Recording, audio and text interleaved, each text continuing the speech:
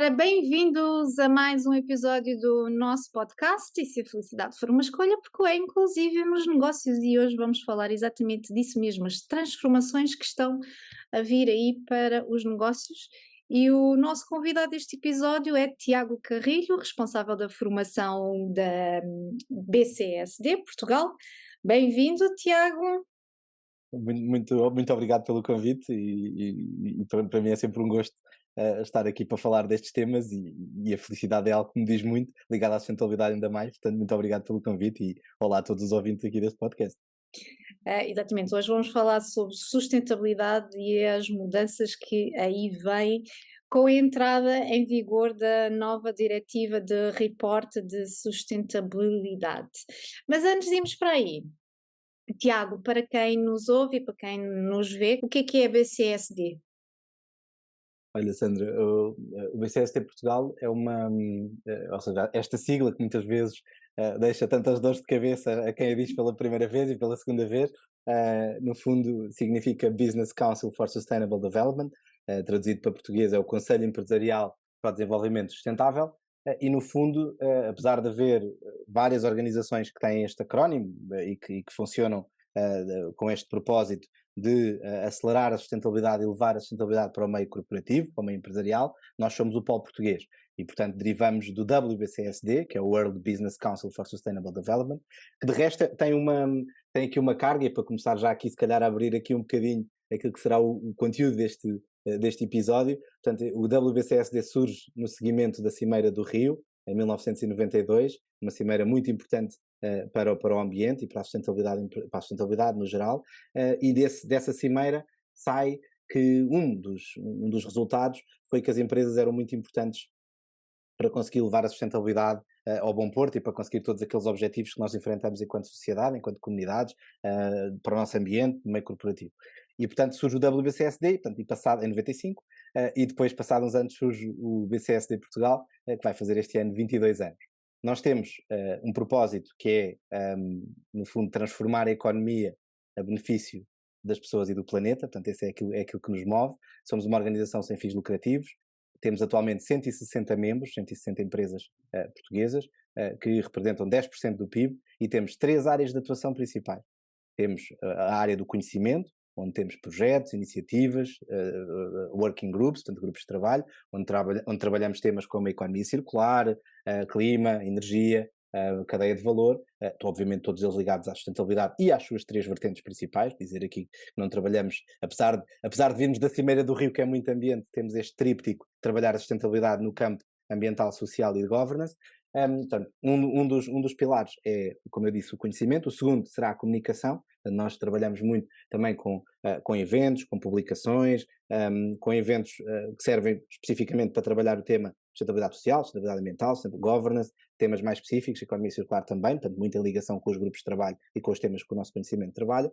E depois temos o terceiro pilar, que é o pilar da qual eu tenho o prazer de ser o diretor, que é o pilar da formação, que apesar de não ser, ou seja, nós damos formação aberta, portanto não só para as nossas empresas, mas também para quem quiser participar das nossas formações, em que o foco também é dar às empresas e aos colaboradores das empresas as competências necessárias para fazer esta transição que está a ser feita, e no fundo para saber como é que isto tudo se traduz no seu dia-a-dia corporativo, não esquecendo, obviamente, que nós fazemos todos parte da sociedade, não é? E apesar do trabalho do BCSD ser cerca de entre 70% a 80% é B2B, não é? Virado para as empresas e pelas empresas, nós também não nos podemos esquecer desta dimensão, que é a dimensão que fazemos todos parte da sociedade, todos nós somos membros de famílias, consumidores, portanto também há aqui toda essa, e acho que isso é uma das belezas que a sustentabilidade tem, é esta transversalidade, apesar de, como sabemos, das 100 maiores economias do mundo, 69 são empresas, e portanto as empresas têm aqui um papel preponderante para atingir a sustentabilidade. Obviamente nada disto é estanque e as coisas estão todas ligadas, não é? Portanto estes assuntos ligam-se e, portanto, apesar de nós, BCSD, apontarmos muito para aquilo que é o cerne das empresas, as competências necessárias que as empresas têm que ter e os temas também que têm que tratar, obviamente nunca esquecem desta componente de que todos nós fazemos parte, estamos incluídos numa sociedade que tem um ambiente para cuidar, e nessa sociedade obviamente estão incluídas também as empresas. Uhum.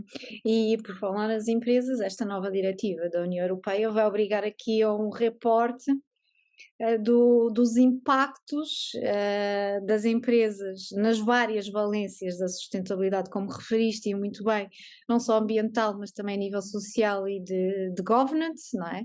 Quando se fala em sustentabilidade associamos muito à parte ambiental, porque tem sido aquela que nas últimas décadas tem-se vindo a falar mais, mas de facto a nível social e a nível de governance, que aqui também tem a nível de ética e de compliance, Uhum. também estão incluídas. Aliás, são áreas completamente interligadas. Esta nova diretiva vem a obrigar aqui a uma série de mudanças a nível de report e, inclusive, a incluir a parte financeira também na não financeira. Isto é algo, o repórter único, é algo que já se tem vindo a falar já há bastante tempo e agora vem concretizar-se. Esta nova diretiva é uma evolução natural dos objetivos do desenvolvimento, da parte da sustentabilidade? Eu diria que sim. Aliás, já agora só recuar aqui, se calhar, algum tempo historicamente também para percebermos. hum, Quando nós olhamos para aquilo que é o universo das empresas, e reparem, estamos a falar de um universo que é muito, que acaba por ser muito recente, não é? Portanto, estamos a falar, as empresas são organismos que, à luz da história da humanidade, são muito recentes. Tem E quando 200 nós anos, olhamos. não é nada dada a Exatamente. história da humanidade. Dada a história da humanidade, acaba por não ser nada. E, portanto, já houve vários desafios, alguns até próximos de algumas pessoas que ainda trabalham hoje, e eu queria só recordar que ali no início dos anos 20 foi começado a discutir o relatório financeiro mais à séria, e nos anos 60 ainda ninguém sabia muito bem como é que íamos criar aqui uma fórmula para todas as empresas reportarem financeiramente, e hoje em dia já ninguém discute o que é o relatório financeiro, e portanto eu diria que é uma, vou-lhe chamar uma linguagem universal para as empresas, não é? As empresas fazem o seu relato financeiro e qualquer pessoa que circule mais ou menos no meio corporativo consegue agarrar no relatório financeiro e perceber o que é que está lá. E para isso foram criados padrões, fórmulas, método, foi criado um método à volta disso. E, portanto, para a sustentabilidade não poderá ser diferente, portanto, ou seja, e nós estamos agora a passar essa fase. Claro que havia uma diretiva de reporte anterior a esta nova, portanto, esta nova a CSRD é uma expansão desta diretiva que já existia e que de facto o que ela pretende, mais do que qualquer outra coisa, de facto depois podemos falar aqui mais ao pormenor, aqui de alguns pontos que existem aqui, acho que pode ser interessante, mas mais do que irmos agora ao pormenor e já aqui para esta primeira resposta e abordagem que é esta nova diretiva de report, eu acho que é importante perceber que nós, para falarmos de sustentabilidade dentro da sustentabilidade, falarmos do ESG, e depois também já podemos falar, porque são coisas que são diferentes, apesar de a sustentabilidade para mim é algo que é muito mais holístico, tem um chapéu muito maior, e depois precisamos de métricas para medir a sustentabilidade, e aí aparecem os ESG, estes tais, como falávamos aqui, não é? O ambiente, o social e o governance, onde tem a parte ética, como falavas e bem, e a parte também económica. E o que está a ser percorrido por esta nova diretiva, que já agora aproveito para dizer que está dentro do Pacto Ecológico Europeu, portanto, ou seja, muito destas novas diretivas que têm surgido estão sobre essa alçada e esse chapéu, é quase como se fossem, Uhum. estamos sempre a falar da mesma casa, mas tem várias janelas, não é? Portanto, ou seja, tem a nova diretiva de report, há de ter a due diligence que vem aí à frente, também já tivemos a dos direitos humanos que já saíram há um tempo, e portanto, ou seja, mas a estratégia da União Europeia é sempre esta, portanto, o fundo acaba por ser sempre o mesmo, e que tem esta linha que estavas a dizer e bem, dos Objetivos de Desenvolvimento Sustentável das Nações Unidas e do decorrer do Pacto Ecológico Europeu. E a chave, e é aí que eu queria chegar, a chave é fazer esta transição para um sistema económico e financeiro que seja sustentável e inclusivo, criando uma linguagem que seja possível todas as empresas poderem dar report, medir e mostrar o que é que estão a fazer nestas áreas, não é? E, portanto, claro que aqui está a vir por via da obrigatoriedade, o que não quer dizer que nem todas, que tenhamos que esperar pela via da obrigatoriedade para o fazer, até porque isto de facto provoca muitas mudanças e não se faz de um dia para o outro, mas o ponto-chave, era essa a nota que eu queria dar aqui, é que estamos a caminhar, portanto, e é um caminho que eu diria que na próxima década irá ser percorrido e concluído, para termos esse tal report de métricas que são de sustentabilidade e que se vão fundir, e bem, como tu também já disseste, com a parte financeira. Portanto, não podemos ter aqui a parte financeira é um relatório, não é? E depois temos aqui quase ao lado algo lateral, não é? Em anexo, o social e o ambiental. Portanto, a ideia desta diretiva é de facto haver esta confluência de temas e que sejam eles mensuráveis e de tanta relevância como é a relevância da parte mais financeira, que vinha, como eu disse há pouco, que vem desde já muito atrás, né? Portanto foi a primeira métrica que foi sendo criada e que vem sendo discutida dos anos 60 e que hoje já se chegou aqui a um acordo comum, não é? Como é que se faz? Obviamente há algumas diferenças nos relatórios de contas para os outros, não é? Mas grosso modo as empresas fazem todas e sabem como é que o fazem, e aqui o caminho também será esse, para a sustentabilidade e dentro da sustentabilidade para os ESG. Exato, e no relatório financeiro existe uma linguagem comum em que qualquer parte do mundo a gente olha e consegue identificar indicadores. E aqui também é essa tentativa, portanto, uma tentativa que já tem vindo a ser feita pelo relatório com os critérios GRI, não é? Inclusive que tem vindo a ser desenvolvido ao longo de 2 décadas, exatamente para essa linguagem comum de uma pessoa lê e identifica os indicadores com facilidade, e aqui também vai acontecer isso. A quem é que se destina este reporte? Estamos a falar de PMEs e grandes empresas, eu vou referir aqui os critérios, com mais de 250 colaboradores, mais de 40 milhões em receitas ou mais de 20 milhões em ativos. E claro que há aqui sempre aqui uma situação, embora ela já tinha sido publicada, há sempre aqui uma fase de adaptação, portanto, e as empresas que tenham algum destes critérios, ou os 3 critérios, portanto, terão já que colocar em prática a recolha dessa informação, que é mais do que muita. E estamos a falar também de subsidiárias de empresas que estão fora da União Europeia, mas cujo volume de negócios acima dos 40 milhões ou que estejam cotadas no espaço da União Europeia. Estamos a falar no universo, neste momento, de cerca de 50 mil empresas na União Europeia, com implicações no mundo todo. Portanto, isto, embora seja uma diretiva para ser aplicada no espaço da União Europeia, nós vivemos numa economia global, num mundo global, portanto, isto vai ter implicações no mundo todo, e vamos falar também em pormenor de algumas dessas implicações. Portanto, esta diretiva, falaste muito bem com a harmonização da informação, tal como um relatório financeiro, olhamos, percebemos onde é que estão os lucros, o EBITDA, o EBITD e outros indicadores mais, não é? Aqui também, no fundo, é com o objetivo da harmonização de toda essa informação, até porque, para a obtenção de financiamento, se todos tiverem o mesmo tipo de linguagem, vai ser também muito mais fácil para os investidores e todas as entidades responsáveis pelo financiamento, nomeadamente a União Europeia, de projetos de financiamento, perceberem e fazer uma comparação. Vamos falar de datas para as empresas se prepararem. Podemos sim, mas olha, já agora vou deixar as datas aqui, já lá vou. Queria só já agora aproveitar para reforçar, apesar de depois também mais uma vez podemos depois ir voltar aí, mas só para reforçar aqui um ponto que eu acho que disseste e acho que é importante que fique bem claro, é que de facto, apesar desta entrada desta diretiva, de facto atinge as empresas que têm as características que tu também referiste.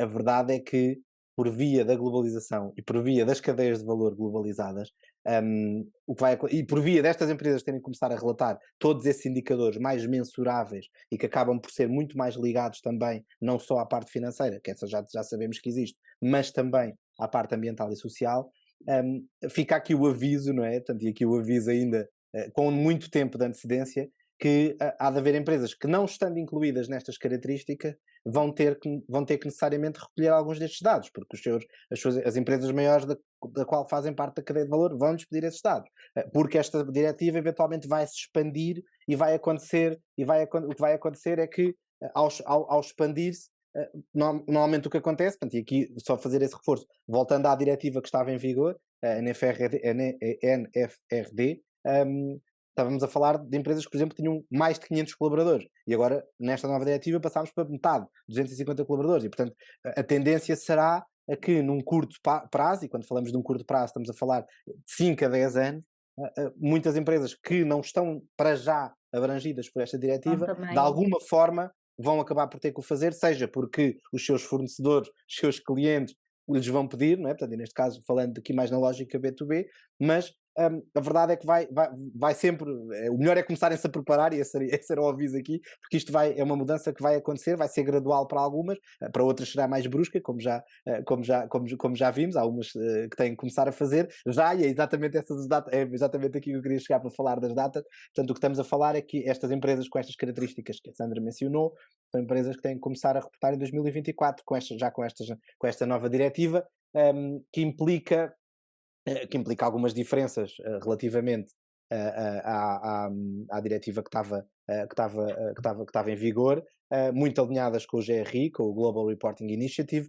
Também está a ser feita, e já agora dar essa nota também, que há estes tais estándares europeus que estavam em desenvolvimento aqui há uns tempos, mas neste momento já estão praticamente prontos. O EFRAG já divulgou alguns desses estándares, e portanto, mesmo estas empresas com estas características vão tendo que reportar em 2024, desculpem, em 2025, Os sobre 25 relativos a sobre 2024. 2024, temos aqui uma linha temporal que não é assim tão grande, não é? Estamos a falar aqui, estamos em 2023, mas a partir de dia 1 de janeiro, tudo o que acontecer a partir de dia 1 de janeiro de 2024 para a frente já contará para este relatório, à luz desta nova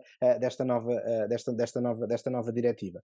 E portanto, ou seja, e isto vai sendo gradual, portanto, e já agora dar essa nota também, e estima-se que a expansão desta diretiva possa, em 2028, estar já a chegar às PMEs. E, portanto, há aqui uma linha temporal que exige que as empresas se vão adaptando, e que, pelo menos na minha opinião, Tiago Carrilho, e na nossa opinião, BCSD, o ideal será que não esperemos por essa data e que o começamos a fazer desde já, pelo menos a dar já os primeiros passos, que começam por olhar para a estratégia, começar a montar a estratégia de sustentabilidade, e quando digo aqui a estratégia de sustentabilidade, para mim não há outra, só há esta, que é a sustentabilidade, não há qualquer outra estratégia. A estratégia é a sustentabilidade. E, portanto, começar já a montar a estratégia, ver que políticas é que podem ser aplicadas dentro da empresa, e começar já a criar aqui um caminho para depois, quando se chegar à altura de fazer o report, já termos a estrutura montada para o fazer.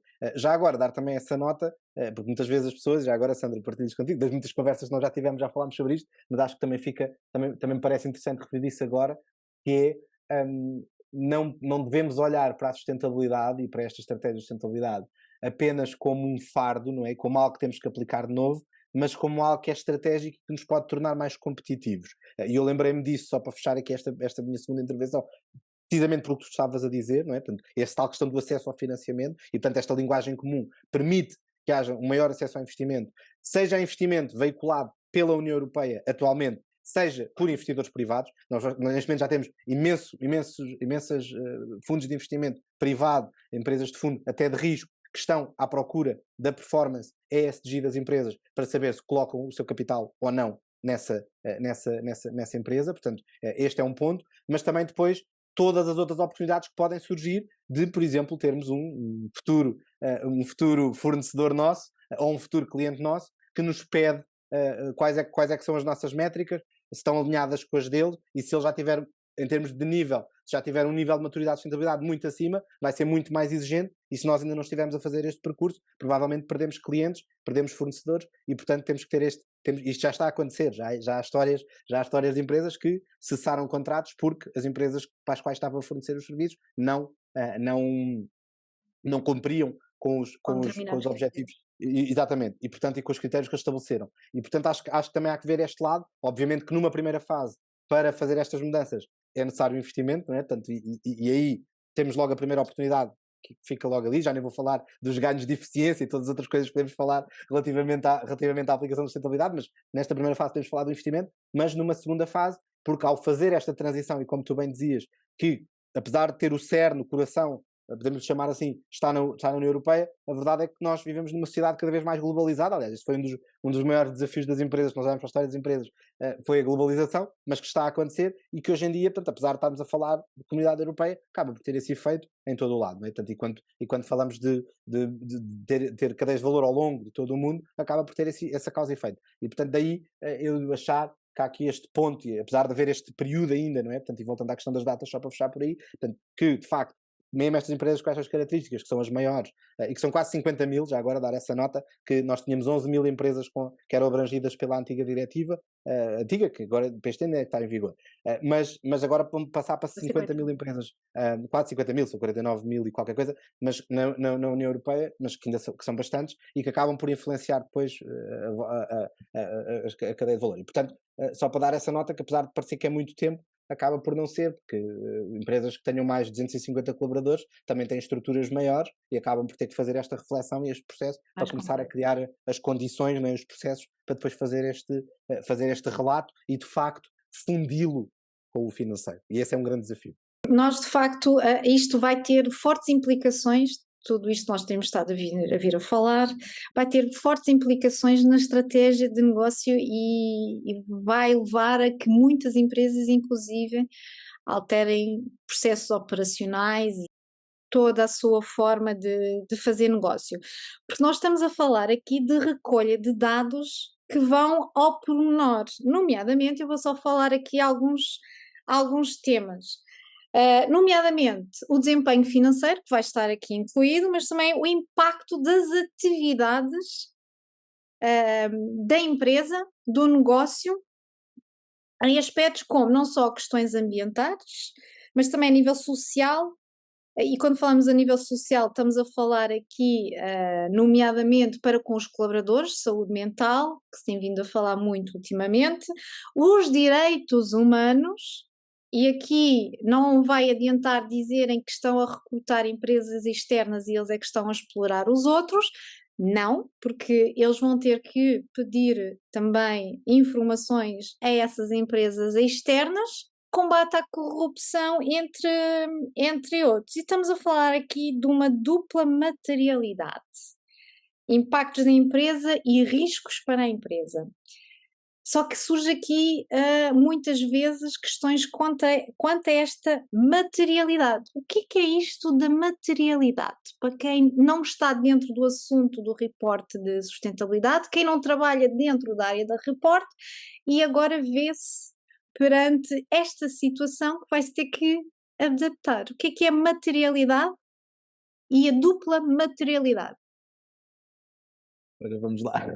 Muito boa pergunta. Já agora, dar essa nota também de que falavas, e bem, que de facto, para aqueles que ainda não estiverem a fazer nada nesta matéria, vão ter que dar aqui um duplo salto logo à partida, não é? Que é passar para a materialidade, da materialidade para a dupla materialidade, que eu já vou explicar o que é. Já agora só dar esta nota. Não é fácil, não é? Não fazer nada não e é. agora verem-se a par com isto Exatamente. tudo, com novos conceitos, com novos critérios, novas regras, portanto vai implicar aqui fortes mudanças. Isso, E à desse ponto que força. estavas a dizer, que para mim é muito importante, que é, vamos ter que começar, por via desta diretiva, mas não só, por via do report, começar a medir indicadores em áreas muito operacionais, onde muitas vezes os processos e a estrutura ainda não estava montada para o fazer. E, portanto, esse é um desafio, já agora só aqui para também... É uma oportunidade de melhoria, vamos dizer assim. Claro que é, e já agora fazendo aqui uso também daquilo que é a área que eu mais, em que eu trabalho, no fundo o core do meu trabalho, que é, de facto, exigirá competências que ainda vão ter que ser desenvolvidas, não é? Portanto, ou seja, saiu um relatório no início deste ano, acho que foi pelo LinkedIn, se não estou em erro, que falava precisamente disto, das competências verdes, verdes e não só, o verde aqui, e o verde aqui está ligado à sustentabilidade, não só ligado à parte ambiental. Ambiental, exatamente. Que são necessárias para ter o acesso a esses dados que estavas a falar e que são importantes depois conter no relatório. Pronto.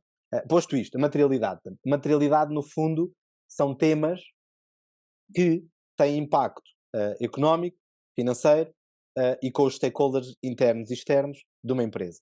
E, portanto, estes temas, para serem, ou seja, para nós chegarmos a quais é que são estes temas, que devem ser tratados de forma prioritária, porquê? Porque são temas que têm um impacto direto na nossa performance enquanto empresas, portanto, performance económica ou financeira, performance a nível social, né, colaboradores, e depois todos os outros stakeholders, ou seja, todas as outras partes interessadas, sejam internas ou sejam externas, e, portanto, nós devemos saber que temas são estes, porque são estes temas que nos vão ajudar a priorizar, são estes temas que nos vão ajudar a gerir o risco, não é? Portanto, e esse é um dos papéis do gestor, não é? Gerir o risco da sua própria empresa, e, portanto, nós, para conseguir operacionalizar esta mudança e para saber qual é que é o caminho que devemos percorrer e, eventualmente, saber exatamente quais é que são essas métricas que tu estavas a dizer, Sandra, nós temos que medir, nós temos que saber quais é que são os temas materiais. Pronto.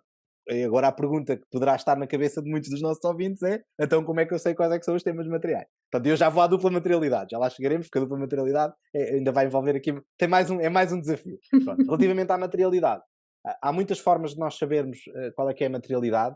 Eu diria que há três formas de conseguir chegar, e o ideal será ir em somatório, percorrer as três. Primeiro é o benchmark, não é? Ir ver dentro do meu setor, dentro de empresas que operam neste setor, quais é que são os temas materiais que a empresa está a adressar. Já agora dizer que o relatório não financeiro normalmente é um relatório que é público e que está disponível nos sites das empresas. Portanto, é só fazer uma pesquisa de benchmark bem feita e conseguimos facilmente chegar a empresas líder do nosso setor que tenham esse relato e conseguimos lá chegar a temas materiais. Portanto, esse será o ponto 1. Não tem que ser, não é mais importante que os outros, atenção. É um dos três que eu vou dizer.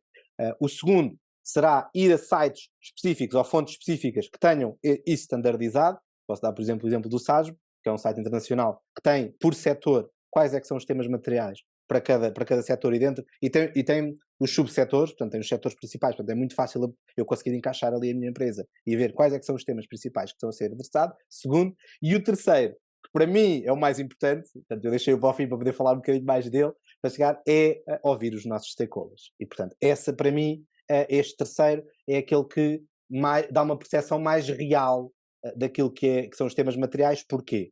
Estas empresas são como as pessoas, são todas diferentes. Podemos operar no mesmo setor, do ponto de vista de standard, até podem existir aqueles standards, mas eu tenho que ouvir aquilo que são os meus stakeholders, as partes interessadas que estão à minha volta. E, portanto, o princípio será fazer um mapeamento de stakeholders, a seguir montar uma estrutura para os auscultar e, ouvindo depois os stakeholders prioritários, eu vou conseguir ter uma percepção de quais é que são os temas materiais, conseguir colocá-los numa matriz de materialidade e calcular o risco a partir daí e começar a adressar especificamente estes temas. Qual é que é uma pergunta muito importante aqui também? Então porque é que não agarramos só nos temas ESG e tentamos fazer todos? Porque a verdade é que eu tenho que ter noção qual é que é o meu impacto. E esse é o outro ponto importante para a materialidade. Não é só os temas que têm mais impacto em mim, mas que impacto é que eu posso ter? E se calhar se nós pensarmos numa empresa de serviços, por exemplo, vamos imaginar uma pequena empresa de serviços de escritório, o impacto que essa empresa vai ter em resíduos ou em água é muito menor do que uma empresa que faz extração ativa de qualquer matéria-prima. E, portanto, para essa empresa que está sediada no escritório, que é uma empresa de serviços, se calhar o tema material, ou se calhar não, é quase certeza, os temas materiais não vão ser resíduos nem água, vão ser temas mais sociais, mais relacionados com os colaboradores, ou temas mais, vamos imaginar que é uma empresa que faz gestão de dados, temas mais ligados com cibersegurança, com ética, com igualdade de género, ou seja, e portanto, eu preciso desses temas materiais para saber para onde é que eu aponto e onde é que eu consigo ter mais impacto. Porque a verdade é que se nós começarmos a adressar tudo, e acho que isso é um risco que se corre, é esta corrida que existe hoje, por acaso ainda hoje vi um artigo sobre isso, que era a corrida das empresas à sustentabilidade. E de facto, nesta corrida, nós não podemos correr em todas as direções. Isto é como eu costumo dar aqui o exemplo do desporto, não é? Portanto, o atletismo tem várias modalidades. Temos aqueles que são os corredores de fundo, aqueles que são os corredores de 100 metros, aqui é igual. E ninguém é mais importante de ninguém, cada um é melhor há de tentar ser o melhor na sua área. E, portanto, aqui o ponto é esse, é perceber, através dos temas materiais, quais é que são os temas que têm mais impacto para a minha empresa e onde eu tenho mais impacto e, portanto, fazer essa métrica. Quando passamos para a dupla materialidade, entra aqui uma nova via. A materialidade são os temas que têm impacto na minha empresa. A dupla materialidade é ter esta percepção quais é que são aqueles temas em que a minha empresa tem mais impacto. E, portanto, começa a haver aqui uma medição, não só... Isto porquê? Porque é que, já agora fazer só aqui este racional. Um dos motivos que levou à evolução deste conceito para a dupla materialidade, existem vários, mas este para mim é aquele que é mais relevante, pelo menos para aquilo que estamos a falar aqui, para esta evolução. É que, se nós medirmos só os temas materiais, o impacto para a nossa empresa, podemos estar a perder temas no quais temos muito impacto social, por exemplo, as cadeias, como falavas ainda agora, não é? Direitos humanos, por exemplo, ou muito impacto ambiental, e não estamos propriamente a ver, porque por algum motivo não estamos só a olhar para dentro. E, portanto, a dupla materialidade obriga-nos a olhar para fora. É quase, no fundo, é criar aqui um ciclo, não só os fatores de fora, não é? Por isso é que vamos auscultar os stakeholders que nos impactam a nós, materialidade, mas também onde é que nós temos mais impacto fora. dupla materialidade. Estão a ver? Portanto, faz esta ligação entre os dois pontos. Qual é que é o desafio? É que, à luz desta nova diretiva, nós temos que reportar para ambos. Ou seja, nós temos que fazer todo este exercício de perceber quais é que são os temas materiais, dos dois sentidos, e depois montar as métricas, os tais palavras, não é?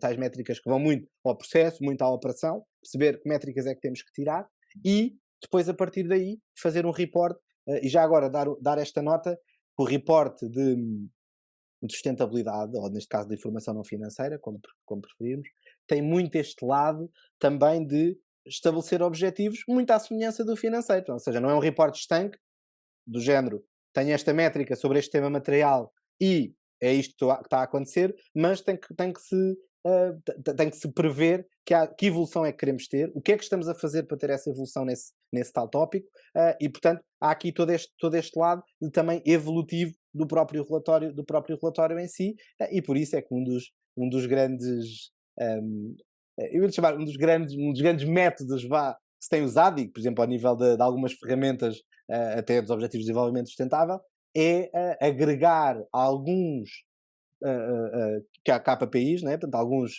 Key Performance Indicators, precisamente a indicadores relacionados com ambiente, com social, com governance, porque assim conseguimos ter esta transversalidade na cabeça dos colaboradores, que faz com que estes temas estejam a ser adressados como objetivo também. Não só o tema financeiro, não é? O ter bons resultados financeiros, mas também se temos aqui estes temas materiais, que são importantes em ambos os sentidos, no caso da dupla materialidade, começar a apontar as próprias pessoas para ter esses objetivos definidos para conseguirmos chegar e para os conseguir alcançar, porque no fundo estes temas materiais, e só aqui como última nota aqui de fecho a resposta à tua pergunta, estes temas materiais são aquilo que vai ditar aquilo que é mais importante para uma empresa, a sua competitividade, a sua longevidade. Esses temas são os temas, e não é um conceito estanque, não é? Eu não faço a materialidade agora e a partir de agora, daqui a 10 anos, vou continuar com a mesma materialidade. Isto é um conceito dinâmico, é uma coisa que vai mudando, e que muitas vezes até nos mostra, e também já sabemos, que já tenho tido contacto com casos desses, empresas que ao fazerem a sua materialidade, conseguem ver temas que elas se calhar nem estavam a ver que tinham que adressar, e que estavam a adressar a outros que não são assim tão importantes, e até eventualmente criaram novas áreas de negócio em função dos temas materiais que tiveram. E portanto, mais uma vez dar aqui esta nota, que este dá muito, não vou aqui dourar a pílula, dá muito trabalho, mas mas cria, também é um gerador de novas oportunidades, sem dúvida nenhuma, isso já se foi visto, já tenho visto empresas que, ao fazerem este processo todo, conseguem perceber, olha, não, nós temos aqui uma nova oportunidade de negócio aqui, portanto vamos para ali, se calhar conseguimos, dentro da nossa empresa, estamos a fazer este ponto tão bom, portanto, e esse é outro ponto que também é interessante aqui, e que também já me aconteceu, as empresas terem essa surpresa, nesse caso uma agradável surpresa, que já faziam alguma coisa, mas ainda não mediam, ainda não tinham feito este processo todo. E de repente olham e pensam, nós até estamos a fazer isto bem. Portanto, é só uma questão de tornar isto palpável, criar aqui um objetivo, ou seja, começar a medir isto e colocar isto num relatório e vamos ficar bem na fotografia porque já fazíamos isto bem. Portanto, eu acho que o ponto aqui é este, é começar a fazer e perceber que isto, ao longo deste processo, que é muito... Portanto, dá muito trabalho, é verdade, mas também há muitas oportunidades que vão surgir neste caminho, assim as empresas o queiram abraçar, obviamente. E 4 anos é um período curto. E isto não tem que ser visto exatamente como um custo, mas tal como falaste muito bem, uma oportunidade de geração de valor, de crescimento, de aumento de competitividade, de uma oportunidade de melhorar e impulsionar o negócio. E de facto há vários desafios que, pelo menos numa primeira fase, como é normal, vai implicar, não é? Primeiro, compreender a diretiva, que ainda é extensa, é bem longa, não é? Aviso já, eu fui lê-la e é longa. A recolha e o tratamento de dados. Porque nós estamos a falar do envolvimento de todos os stakeholders, estamos a falar desde colaboradores, parceiros de negócio, fornecedores, comunidade, investidores, shareholders, acionistas, etc. Portanto, todos os stakeholders. Estamos a falar de uma análise, ou seja, depois da recolha e do tratamento dos dados, temos a falar da análise da dupla materialidade. E estamos, inclusive, a falar de recursos humanos, eu não gosto de falar recursos humanos, ativos humanos, de pessoas que precisam ser alocadas para esta função, para a recolha, para o tratamento e para a análise dos dados para depois fazer o reporte. Está bem que o reporte pode ser feito pelo departamento de comunicação, quem tem departamento de comunicação. E empresas com 250 colaboradores geralmente já têm uma estrutura mais dividida, recursos humanos, comunicação, marketing, etc. Mas aqui também está um grande desafio nas empresas. É ir buscar, Está. não é? Ou dentro da empresa e ter a devida formação para depois conseguir fazer todo este tratamento, toda esta recolha e compreender estas implicações que vão ter a nível de todo o negócio. Ahm, Só que especialistas na área da sustentabilidade também ainda não são Olha, suficientes. Aqui sim, está olha, já uma agora. janela de oportunidade. Para quem nos está a ouvir, aqui está uma janela de oportunidade. Depois não digam que eu não avisei. Sim. Não, não, de facto está, e já agora dar também aqui 2 ou 3 notas ao ouvir-te falar, dava a pensar sobre isso. Claro que é um caminho, é uma jornada, que é como estávamos a dizer, tanto eu primeiro como tu, agora e bem, portanto, e acho que é bom que haja esta percepção, é uma jornada comum, não se faz de um dia para o outro, portanto, mas eu acho que aí, e pelo menos nós tentamos sempre passar esta mensagem, pelo menos quem está dentro desta área sabe que uma empresa olhando para aquilo que é o nosso tecido empresarial, 99,8% PMEs, 88% menos de 15 colaboradores, muitas empresas familiares. Portanto, nós não estamos à espera, eu acho que ninguém está à espera que em 6 meses uma empresa que nunca tocou do tema, nem nunca adressou o tema, consiga em 6 meses fazer um melhor relatório de sustentabilidade de sempre, não é? Portanto, aqui o ponto é, numa primeira fase, começar a fazer esta reflexão estratégica e começar a criar a estrutura no fundo, para começar a criar o processo. Né? E para perceber, eu tenho que recolher estes dados daqui, eu vou envolver os stakeholders dali, vou retirar esta informação e, no fundo, começar a criar esse processo. Claro que isto é mais exigente para aquelas empresas que têm mais de 250 colaboradores, porque de facto já estão abrangidas para. Essas têm uma linha temporal de mais ou menos 9 meses, não é? Portanto, desde o tempo em que estamos de agora até 1 de É janeiro 1 de de janeiro. 2020. Pronto, sendo que depois, durante esse ano, já vão ter que estar a medir para depois, a seguir, fazer o relatório de Exatamente. sustentabilidade referente a esse ano. Mas o que eu queria dizer era, portanto, de facto, há aqui uma janela de oportunidade para as empresas, muitos níveis, tendo trabalho, obviamente, é muito trabalhoso.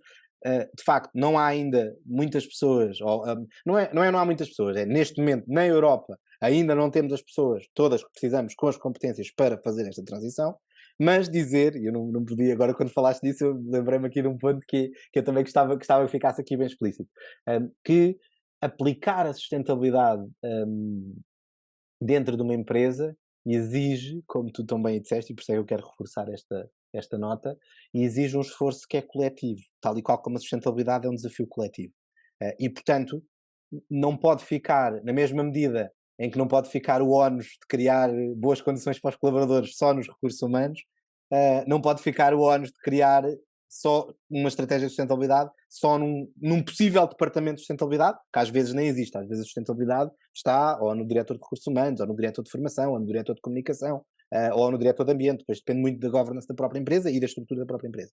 Mas a verdade é que nós temos que ter esta percepção que isto acaba por ter que ter obviamente tem que haver um fio condutor e tem que haver alguém ao leme, não é? E quanto mais próximo, normalmente o que acontece é que tens alguém no board que e que depois tem um departamento ou que responde diretamente a alguém, e aí é importante que haja uma boa interação e uma linha condutora estratégica que saiba quais é que são os passos a dar, mas o ideal será que haja uma transversalidade da sustentabilidade como estratégia dentro da empresa para garantir que os indicadores estão a ser recolhidos e que estamos todos a remar para o mesmo lado. Portanto, que não haja aqui uma distinção entre haver um departamento de sustentabilidade que quer ir num sentido, porque tem uma determinada estratégia, e que depois há outro departamento que não está tão dentro do assunto. E agora, como falaste da questão de, obviamente, às vezes o report fica mais ligado à comunicação, mas depois se a comunicação não está bem a perceber quais é que são os indicadores, acaba por criar aqui um. Pronto, e a ideia é a transparência, a coisa ser o mais clara possível e é as empresas estarem todas alinhadas. Claro que para isto é preciso algumas pessoas que sejam especialistas em determinadas áreas, mas a verdade é que, devido à sua heterogeneidade de assunto, que a verdade é que quando nós falamos de ambiente, se começarmos a olhar para indicadores de ambiente, são inúmeros, e é muito difícil uma pessoa consiga ter uma percepção muito grande dos indicadores de ambiente e também ter uma percepção muito grande do social e uma percepção muito grande do económico. E, portanto, acabamos por ter que ter aqui sempre aquilo, e ainda bem que é assim, uma equipa. Não há hipótese nenhuma de fazer isto sem ser em equipa e de não haver uma ligação E uma transversal. interdisciplinaridade, não Isso, é? Porque isso, nós isso, estamos a falar de áreas extremamente isso. vastas. Isso. E vão ser, repara, os desafios, para além de serem grandes, vão ser cada vez maiores, não é? Porque isso faz parte da evolução das coisas, não é? Portanto, as coisas, hoje estamos a falar disto e está a ser, imagina, a linguagem comum que nós tivemos há bocadinho a falar, que é a linguagem comum está a ser criada, ela vai evoluir naturalmente, não é? Portanto, Claro.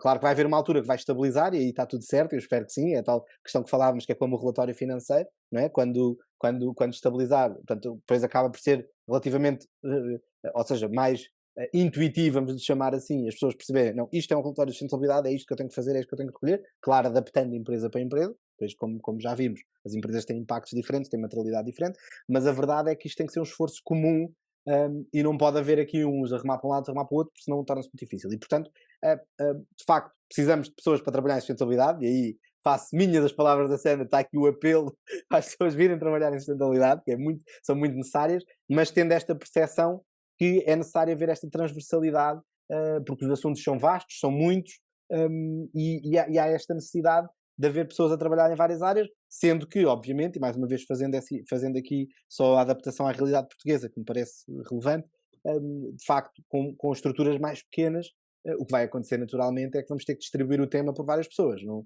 Há estruturas que não têm capacidade para ter um departamento inteiro só a trabalhar na sustentabilidade. E nesse caso, o que vai ter que acontecer é que, estrategicamente, vamos ter que criar aqui uma espécie de uma task force e resulta muito bem. Eu conheço empresas mais pequenas que distribuíram a sustentabilidade e trabalham muito bem, e sobretudo, e acho que esse é que é aqui uma grande, nós ainda não tínhamos ido aqui se calhar àquilo que é mais disruptivo, não é?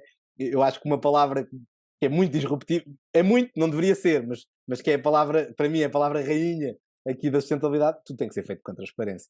Não há maneira nenhuma de não fazer isto com Ética e transparência. transparência. Exatamente, tem que ser feito, não há hipótese. As pessoas têm que saber, as pessoas, em primeiro lugar, internamente têm que saber o que é que está a acontecer e porque é que está a acontecer, e depois isso tem que se passar para fora e passar essa. Porque no fundo, quando falamos de mais uma vez, só para dar aqui mais um chavão no tema, estamos a falar de relato de informação. Isso é relato de informação, tem que ser relato de informação e tem que ser da forma mais transparente e ética possível, Ela é fidedigna.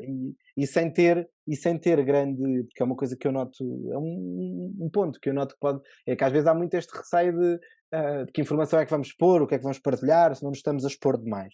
E portanto este processo e este tempo que está a ser dado é precisamente para fazer o percurso em vários sentidos, não só a criação de indicadores, os processos, mas também para se perceber que se vivemos numa nova era, uma era mais aberta de informação, mais transparente, em que temos que mostrar o que é que estamos a fazer.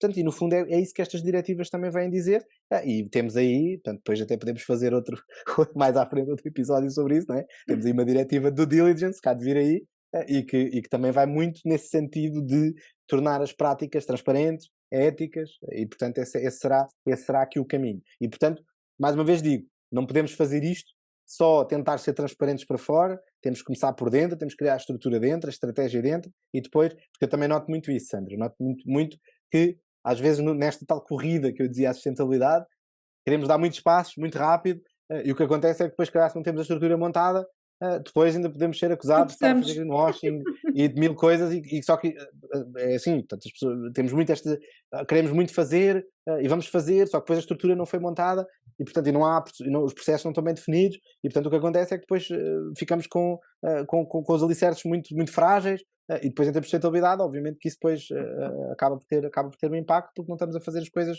com o seguimento necessário para criar uma estrutura sólida e de futuro para a nossa organização. E portanto eu diria que um dos primeiros passos, para além daqueles que falei há pouco, no fundo, aqueles quando eu falei de materialidade, são normalmente aqueles primeiros passos que nós aconselhamos uma empresa a fazer quando está a começar a sua jornada, que isso depois mexe com a estratégia, né? Os temas materiais naturalmente mexem com a estratégia da empresa.